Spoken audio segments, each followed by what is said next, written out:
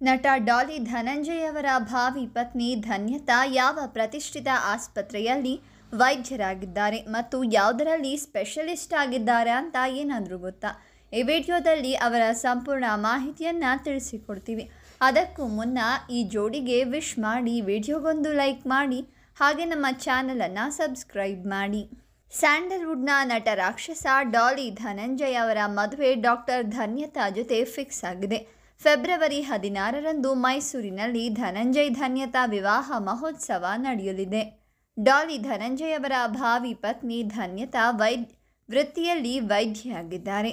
ಬೆಂಗಳೂರಿನ ಜಯನಗರದಲ್ಲಿರುವ ಕ್ಲೌಡ್9 ಆಸ್ಪತ್ರೆಯಲ್ಲಿ fertility specialist ಆಗಿದ್ದಾರೆ.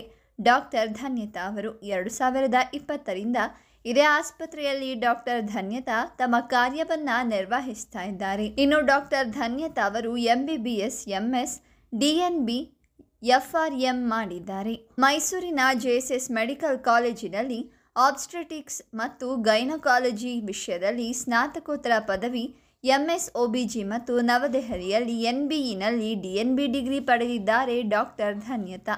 Rajiv Gandhi university of health ಸೈನ್ಸಸ್ನಲ್ಲಿ ರಿಪ್ರೊಡಕ್ಟಿವ್ ಮೆಡಿಸಿನ್ ವಿಷಯದಲ್ಲಿ ಸ್ಪೆಷಲಿಸ್ಟ್ ಡಿಗ್ರಿ ಪಡೆದಿದ್ದಾರೆ ಡಾಕ್ಟರ್ ಧನ್ಯತಾ ಅವರು.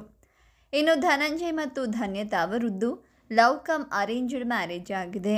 ನೀವು ಕೂಡ ಈ ಹೊಸ ಜೋಡಿಗೆ ಶುಭ ಹಾರೈಸಿ ನಿಮ್ಮ ಅನಿಸಿಕೆಗಳನ್ನು ಕಮೆಂಟ್ ಮಾಡಿ, ಹಾಗೆ ಈ ವಿಡಿಯೋವನ್ನು ಲೈಕ್ ಮಾಡಿ, ಶೇರ್ ಮಾಡಿ, ನಮ್ಮ ಚಾನಲನ್ನು ಸಬ್ಸ್ಕ್ರೈಬ್ ಮಾಡಿ.